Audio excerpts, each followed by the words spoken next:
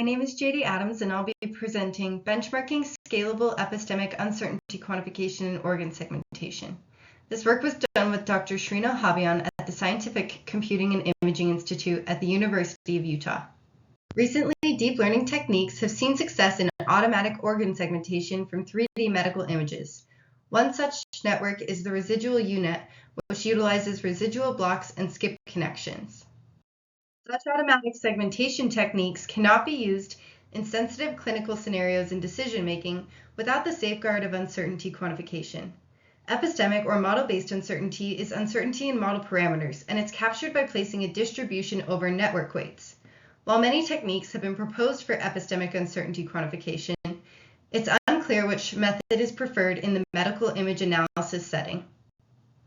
To address this, we present a comprehensive benchmarking study that evaluates 8 epistemic uncertainty quantification methods in organ segmentation in terms of accuracy, uncertainty calibration, and scalability. In benchmarking, we use the residual U-Net architecture as a base for all methods. As a baseline for uncertainty calibration analysis, we consider the predicted segmentation probabilities. Specifically, we quantify voxel-wise uncertainty as 1 minus confidence, where confidence is the maximum of the predicted foreground and background softmax probabilities. I'll now briefly go over the 8 methods we benchmarked. Monte Carlo dropout sampling is a popular scalable solution for approximate variational inference. Here, a Bernoulli distribution is placed over network weights, and a distribution of predictions is acquired with various dropout masks. Concrete dropout improves uncertainty calibration by automatically tuning layer-wise dropout probabilities using a continuous relaxation of the Bernoulli distribution. Deep ensembles are an effective and popular frequentist method for uncertainty quantification, where multiple independent networks or ensemble members with different initializations are trained, providing a distribution. Batch ensemble compromises between a single network and a deep ensemble by employing shared weight matrices and lightweight rank 1 vectors to define ensemble members. Bayesian neural networks directly learn a distribution over network weights, but suffer from poor scalability. Rank 1 BNN applied the concept of batch ensemble to reduce Bayesian neural network computational complexity by utilizing rank 1 parameterizations in variational inference. Latent posterior BNN, or LPBNN, was proposed to improve scalability further by learning the posterior distribution of lower dimensional latent variables derived from the rank 1 vectors. This is accomplished by simultaneously training layer-wise variational autoencoders on the rank 1 vectors. The latent space of the variational autoencoders can then be sampled, providing a distribution of rank 1 weights.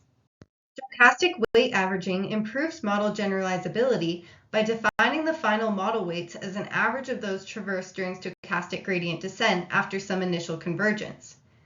Stochastic weight averaging Gaussian fits a Gaussian distribution to the traverse weights to create an approximate posterior distribution over weights that can be sampled. Finally, multi-swag was proposed as an ensemble of swag models to improve the fidelity of approximate inference via multimodal marginalization. We include 2 challenging datasets in benchmarking experiments. The first is the spleen, which provides a typical medical imaging analysis scenario where data is limited with only 41 samples and there's large shape variation. We also include the pancreas, which contains cancerous cases, which we use to analyze out-of-distribution detection capability. The dissimilarity coefficient is used to quantify accuracy. Pearson-R correlation with error is used to quantify uncertainty calibration, and RAUC captures both. Here are the results on the spleen dataset. Predictions were made using 4 samples and 30 samples when possible. Concrete dropout and multi-swag provided the best uncertainty calibration. These examples of the predicted segmentations and uncertainty maps show regions of uncertainty correlate with organ boundary and with prediction error. We defined an in-distribution and out-of-distribution test set for the pancreas data based on the tumor size ratio. All models performed better on the in-distribution test set, and concrete dropout, swag, and multi-swag provided the best uncertainty estimations.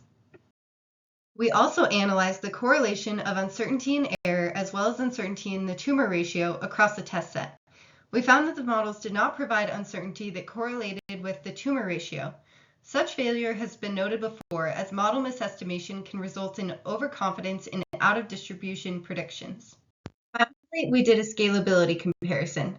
The dropout-based methods are the most lightweight, and the naive ensemble methods have the greatest cost. Some takeaways from this work include that while Monte Carlo dropout is the most popular technique, concrete dropout performs much better. Also, combining ensembling with Bayesian techniques improves the accuracy, but at the expense of scalability. Finally, the out-of-distribution detection failure illustrates the need to consider alternative test statistics and objectives. The insights gained from this study can guide researchers in selecting appropriate methods to enhance the reliability and robustness of deep learning models for organ segmentation.